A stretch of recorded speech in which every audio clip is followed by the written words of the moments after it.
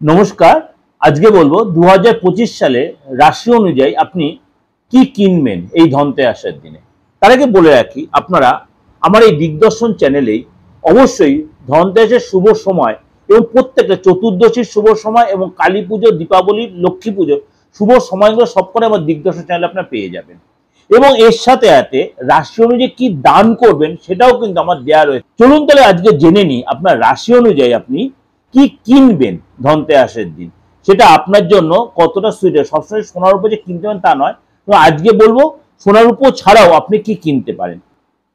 সিংহ রাশি। সিংহ রাশি ধনতেরাসের দিন আপনার যে সাধ্য আপনি সোনার জিনিস কিনতে পারেন। যদি আপনার মানে তাতে একটু অসুবিধা হয়, আপনি এই দিন পিতল বা কাঁসার বাসন বা পুজোর কোনো আইটেম কিনতে পারেন।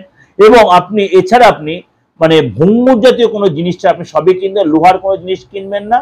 এবং কাঁচি বা এসব ছাড়া আপনি যে কোনো জিনিস আপনি কিনতে, অর্থাৎ অলংকার, ঠাকুরের বাসন, বস্ত্র আপনি কিনতে যে কোনো জিনিস, এটা আপনার কোনো প্রেজুডিস নেই।